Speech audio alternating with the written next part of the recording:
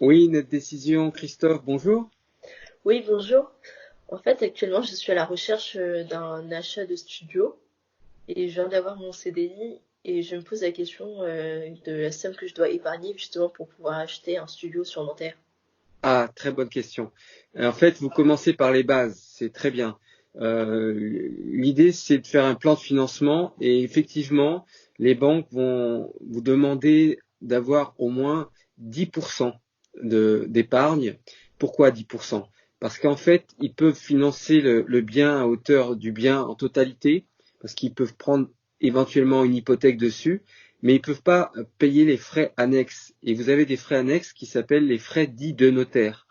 D'accord. Exemple, si vous achetez un studio que j'ai à vendre là au Mont-Valérien à 120 000 euros, eh ben vous allez payer des frais de notaire d'environ 8,5% sur ce prix-là. Et là, ils ne les financeront pas. Alors, ils font une fourchette de 10%. Donc, il faudrait avoir au moins 12 000 euros d'apport personnel qui vous permettront de payer les frais annexes et d'avoir un petit apport pour l'acquisition. Et là, la banque va vous financer tout de suite. Alors, D'accord. ça dépend des périodes, mais en ce moment, les banquiers vont être un peu frileux avec ce qui se passe, Mm. le Covid-19, donc je pense qu'ils vont rester dans l'ordre des 10%.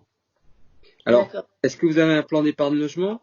Oui, Vous avez mis de oui, l'argent de j'en ai côté un. un petit peu? Oui, Voilà. Et est-ce que vous êtes en CDI oui. pour voilà, alors c'est parfait. Donc ils vous feront 33% de votre revenu mensuel. Vous gagnez combien pour vous aider, hein, c'est pas indiscret? Oui, pas de souci. 20, enfin, 2000 euros. Oui, 2000 2000 euros. euros. Eh ben, l'idée, c'est de faire 33% de vos 2000 euros. Ça fait autour de 660 euros par mois. Vous pourrez rembourser autour de 700 euros, je pense. Et vous aurez le bien en acquisition. Voilà. Alors D'accord. aussi, allez voir votre propre banquier, mais aussi vous pouvez aller voir des courtiers, parce que les courtiers peuvent négocier les taux et les durées et les délais. Donc vous avez deux façons, mais ayez 10% d'apport. Voilà, si j'ai pu vous répondre. En C'est tout bon? cas, merci beaucoup pour ces détails et ces informations. Je vous recontacte dès que ça ira bien de mon côté. D'accord.